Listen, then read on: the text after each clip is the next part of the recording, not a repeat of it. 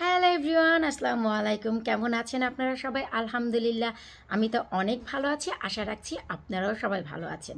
আজ আপনাদের সাথে যে ভিডিওটি আমি শেয়ার করতে যাচ্ছি তা হচ্ছে 2024-এর জন্য, আগামী বছরের জন্য গার্ডেনে মাটি তৈরির প্রস্তুতির দ্বিতীয় ধাপ আমি অলরেডি শুরু করেছি। ভাবলাম আপনাদের সাথেও শেয়ার করি, কারণ আপনারা প্রতি বছর জানা অজানা, নতুন পুরানো, যারা রেগুলার আমার চ্যানেলে ভিডিও দেখেন এবং নতুন সবাই শুধু বলেন যে আপু আপনি কিভাবে পটের মাটি এবং মেন গার্ডেনের মাটি তৈরি করেন, যদি একটু শেয়ার করতেন। বিশেষ করে কলকাতা থেকে দিদি এবং দাদারা এত মনের ভালোবাসা মিশিয়ে মধুর করে আমাকে প্রশ্নগুলো করেন যে দিদি কিভাবে গার্ডেনে মাটি তৈরি করেন, দিদি কিভাবে পটের মাটিগুলো তৈরি করেন, যদি একটু বলতেন অনেক উপকার হতো। আসলে সেই দিদি এবং ভাইয়াদের বা দাদাদের কথাগুলো মনে এত বেশি বাসা বাঁধে যে কী আর বলবো। তো আমি আমার গার্ডেনে কিভাবে মাটি তৈরি করি, যার একটি ভিডিও অলরেডি আপনাদের সাথে শেয়ার করেছি। অক্টোবর মাসে আমার গার্ডেনের হালচাল এবং গার্ডেনের সবজি দিয়ে কিভাবে আমি জৈব সার তৈরি করি তার একটি ভিডিও শেয়ার করেছি, যা ছিল ধাপ 1। এবং দ্বিতীয় ধাপে আমি কি ব্যবহার করব, তৃতীয় ধাপে কি ব্যবহার করব, ধীরে ধীরে সব আপনাদের সাথে শেয়ার করব। চলুন আমরা ধীরে ধীরে গার্ডেনের দিকে যাই আর আপনাদের সাথে শেয়ার করি যে দ্বিতীয় ধাপে আমি আমার গার্ডেনে মাটির জন্য কি তৈরি করতে যাচ্ছি। সবার শুরুতেই দেখাচ্ছি, এই হচ্ছে অক্টোবরের মাঝামাঝিতে আমার গার্ডেনের রূপ। আর আপনারা নিশ্চয়ই দেখতেই পাচ্ছেন যে আমার গার্ডেনের ঘাসগুলো কিন্তু কাটা। আমি কেন দেখাচ্ছি এক্ষুনি না, কেন দেখাচ্ছি তা এখনই আপনাদের সাথে শেয়ার করব। কারণ আমার দ্বিতীয় ধাপের মাটির সাথে এই গার্ডেনের ঘাসের সম্পর্ক রয়েছে, তাই ভাবলাম যে আপনাদের সাথে শেয়ার করি। আজই আমি আমার গার্ডেনের ঘাসগুলো কেটেছি মাত্র আধা ঘন্টা আগে। তো কেন আমি কেটেছি চলুন। এই যে দেখুন, এই জায়গায় আপনারা যে দেখেছিলেন আমার গার্ডেনের সমস্ত লাল শাক, ডাঁটা শাক, তারপরে হচ্ছে এই যে আমার লাউয়ের মাচার লাউ শাকগুলো, মিষ্টি কুমড়ের মাচা ওই পাশে ছিল, সবগুলো কিন্তু আমি এই বেতে রেখেছিলাম। আপনারা দেখেছিলেন, আমি বলেছিলাম যে এই বেটি আমি সম্পূর্ণ কমপ্লিট করেছি, ক্লিয়ার করেছি। এই যে এই বেটিও সম্পূর্ণ ক্লিয়ার করেছি, কমপ্লিট করেছি। তো এই যে দেখুন, আমার দ্বিতীয় ধাপে আমি যে কাজটি করলাম তা হচ্ছে আমার যে গার্ডেনের ঘাস, এই ঘাসগুলো আমি কেটে অক্টোবর মাস থেকে কখনোই আমি বিনে ফেলি না বা বাহিরে ফেলি না। অক্টোবর মাস থেকে যখনই আমি ঘাস কাটি, আমি নভেম্বরের শেষ পর্যন্ত ঘাস কাটি আর প্রতিটি বেতে ঠিক এভাবেই বিছিয়ে দিই। কারণ গার্ডেনের ঘাসে যে পরিমাণ মিনারেলস, ভিটামিনস রয়েছে, নাইট্রোজেন রয়েছে, তা হচ্ছে আমাদের গাছের জন্য, ভবিষ্যতের রুটের জন্য, গাছের নিচে যে রুট তার জন্য এত বেশি ইম্পর্টেন্ট আমি আপনাদের বলেও বোঝাতে পারবো না। ডিকম্পোস্ট হওয়ার জন্য 2 থেকে 3 মাস সময় দেওয়া লাগে, তাই আমি অক্টোবর থেকেই আমার গার্ডেনের মাটি প্রিপেয়ার করা শুরু করে দিই। আর যখনই এই ঘাসপালা আমি ফেলি, অবশ্যই লক্ষ্য রাখতে হবে কর্নারে থাকা যত আগাছা আছে, উইড আছে, সব কিন্তু আমি একেবারেই ক্লিয়ার করি। শুকর আলহামদুলিল্লাহ, অক্টোবরের মাঝামাঝি হলেও আমার সেচি শাকের বেতে সেচি শাক এখনও আছে। আর এই যে কচু শাকগুলো, কালকচু বা দস্তা কচু, দুধ কচু না, এটা কালকচু, দস্তা কচু, কালো কচু বা মিষ্টি কচু, আমি একটু কাছ থেকে দেখাচ্ছি। যারা আজকে ভিডিওটি নতুন দেখছেন তাদের জন্য অনেক উপকার হবে। এটি হচ্ছে আমার দস্তা কচু, কালকচু বা কালো কচু বা মিষ্টি কচুর, যা এ পাশে হয়। আবার এই পটেও সেচি শাকগুলো এখনও আছে আলহামদুলিল্লাহ। সিম গাছটি এখনও পর্যন্ত মরেনি। সিম যেহেতু ঝাঁকে ঝাঁকে হচ্ছে, এখনও পর্যন্ত এই সিম গাছ আমার ফেলতে অনেক মায়া হচ্ছে। এই যে দেখুন, আপনারা দেখলেই বুঝতে পারবেন, এখনও কিন্তু এই যে দেখুন কর্নারে কর্নারে ওই যে সিমগুলো হচ্ছে, এই যে দেখুন। তো সব গাছ ক্লিয়ার করলেও এই সিম গাছটি ফেলতে এখনও আমার মায়া হচ্ছে।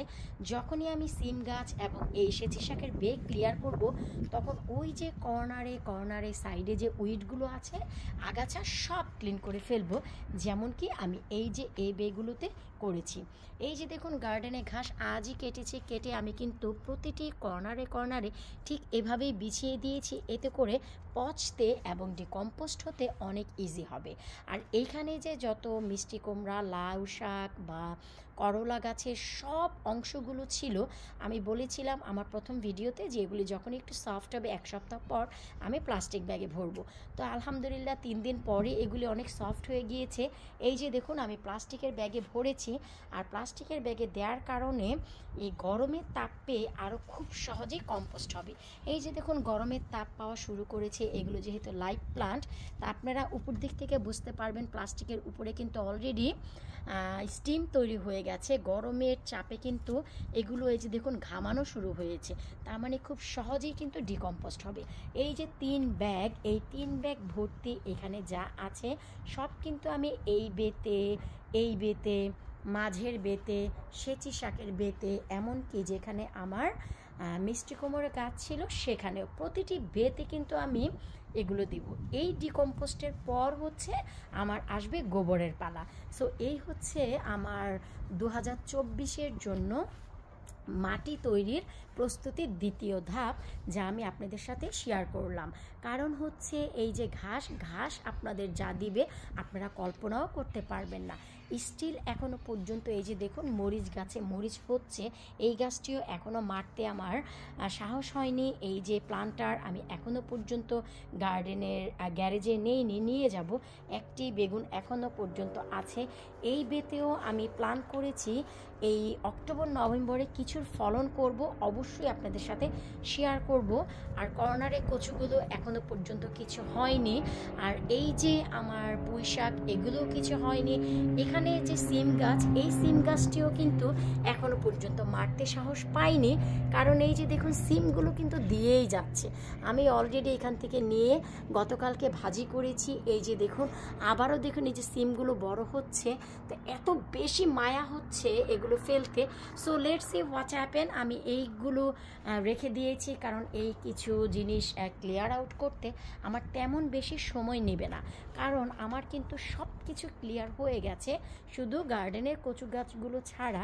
এই যে আমার এখানে যে লতিরাজ কচু আছে এই কচুগুলো আর দস্তা কচু যা হচ্ছে আমার ওই যে কর্নারে, ওইগুলো হচ্ছে একেবারে নভেম্বরের শেষে বা ডিসেম্বর পর্যন্ত যদি টিকিয়ে রাখতে পারি তাহলে এইগুলোর কাজ করব সর্বশেষে। কারণ এত বেশি কাজ গার্ডেনের কি আর বলবো। আমার ফ্রন্ট গার্ডেন এখনও সর্ট আউট হয়নি, তারপরে প্লাম গাছের সাইডে এখনও সর্ট আউট হয়নি। তো যাই হোক, এ হচ্ছে আমার কাজ। আর আপনারা দেখেছিলেন যে আমার কিন্তু একটি পটে অলরেডি এইখানে লতিরাজ কচু ছিল, যা আমি আপনাদের সাথে শেয়ার করেছি যে এই লতিরাজ কচুর পটটি আমি ঘরেই রাখবো শীতের জন্য। সব কেটে আমি প্রিজার্ভ করেছি ডিপ ফ্রিজে, আর মাঝখান থেকে শুধু 2টি আমি রেখে দিয়েছি, ছোট ছোট আছে, ঘরে নিয়ে যাব। এই এই উইন্টারটুকু আমি ঘরে রাখবো, তারপর আবার সামারে বাইরে দিয়ে দিব। এখান থেকে যে গাছগুলো হবে আবার মেন মাটিতে দিয়ে দিব, যদি মেন মাটির গাছগুলো ততটা সাপোর্ট না করে। আর একবার লাগিয়ে আমি অনেক বছর খাই, আপনারা সবাই জানেন। এই সাইডে আমার লতিরাজ কচু 2019-এ লাগানো। এই যে দেখুন 2023 ভরে এই গত 4 বছর যাবতে কিন্তু হচ্ছে। তো এখন আপনাদের যে কাজ, এই যে প্লাস্টিকের ব্যাগের ভিতরে যে গাছগুলো আছে আপনাদের মনে রাখতে হবে, আপনাদের এভাবে করে প্রতিদিন বিকেলে একটু প্রেস করে দিতে হবে। এতে করে গাছগুলো অনেক বেশি চাপ পাবে এবং খুব সহজেই এগুলো ডিকম্পোস্ট হবে। তারপর আপনাদের যা করতে হবে এই জিনিসগুলো এই সমস্ত মাটিতে আপনাদের বিছিয়ে দিতে হবে। ট্রাস্ট মি, আপনারা যদি এভাবে বিছিয়ে দেন আপনাদের কিনে আনা সারের কোনো প্রয়োজন হবে না। এই জৈব সারই আপনার গার্ডেনের সফলতা নিয়ে আসবে। এই যে পটে আমি গাছগুলো রেখেছি এগুলোও পচার জন্যই রেখেছি। আলহামদুলিল্লাহ গত ভিডিওতে আপনাদের দেখিয়েছিলাম এই পটে একটি বেগুন সহ গাছটি রেখে দিয়েছিলাম। দেখুন বেগুনটি কিন্তু বড় হয়ে গেছে, কারণ এখানে আমি বেশ কিছুটা জৈব টিএসপি দিয়েছি, কিছুটা চায়ের পাতা দিয়েছি, কিছুটা ডিমের খোসা দিয়েছি। আলহামদুলিল্লাহ এই যে দেখুন বেগুনটি কিন্তু বড় হয়েছে। সো এই যে বেগুনের গাছ, এটি আমি কেন ফেলে দিতাম আপনারাই বলুন। একটি বেগুনই হোক, এই যে এপটেও একটি আছে, এই 3টি মিলে ছোট্ট সংসারে ভাই একটি তরকারি হয়ে যাবে। তো এই হচ্ছে ভাই আমার দ্বিতীয় ধাপের মাটি তৈরির প্রস্তুতি। নিজের গার্ডেনের ঘাসকেই নিজের গার্ডেনের জন্য 2024-এর জন্য আপনারা কম্পোস্ট করুন। বিশ্বাস করুন, এই যে আপনাদের লাউ গাছ, মিষ্টি কুমড়ের গাছ, আবার ডাঁটা শাক, লাল শাক যা লাগিয়েছেন আপনাদের এই কম্পোস্টের ব্যাগে রয়েছে, এই সারের ব্যাগে রয়েছে, যেখান থেকে সার হবে। মোস্ট ইম্পর্টেন্ট যে জিনিসটি আছে তা হচ্ছে করলার গাছ। আমার গার্ডেনের করলার গাছটিও কিন্তু এই সব গাছের সাথেই আছে। ট্রাস্ট মি, করলার গাছ যখন ডিকম্পোস্ট হয়ে যায় তখন কিন্তু এটি কীটনাশক হিসেবে কাজ করে মাটিতে দিলে, কারণ এর যে তেতো ভাব, এতে কিন্তু মাটির নিচে যত পোকাগুলো আছে, উপকারী না অপকারী পোকাগুলো সব মরে যায়। স্নেল স্লাগও কিন্তু এটি পছন্দ করে না। বিশেষ করে অ্যাফিড পোকার জন্মই কিন্তু হয় ডাম্প থেকে। সেই অ্যাফিড পোকার মৃত্যুও কিন্তু এই তেতো থেকেই হয়ে যায়। তাই আমি শুরুতেই যে কাজটি করি, প্রতি বছরই আমি এই কাজটিই করি। ফার্স্ট ধাপ হচ্ছে আমার এই নিজের গার্ডেনের শাকসবজিকেই আমি সার হিসেবে ব্যবহার করি, আর দ্বিতীয় ধাপ হচ্ছে নিজের গার্ডেনে ঘাস নভেম্বর পর্যন্ত কেটে আমি এখানে দেই। তারপর হচ্ছে দ্বিতীয়ত গোবর কখন কিভাবে মিশাবো অবশ্যই আপনাদের সাথে শেয়ার করব। প্লিজ ভিডিওটি যদি আজকে নতুন দেখে থাকেন, চ্যানেলে নতুন এসে থাকেন, চ্যানেলটি সাবস্ক্রাইব করে রাখবেন, আর যারা অলরেডি করেছেন যেতে যেতে ভিডিওটিতে একটি লাইক দিয়ে যাবেন। বিদায় নিচ্ছে আজকের মতো, পরবর্তী উপকারী ভিডিও নিয়ে আবারও হাজির হয়ে যাব। আল্লাহ হাফেজ।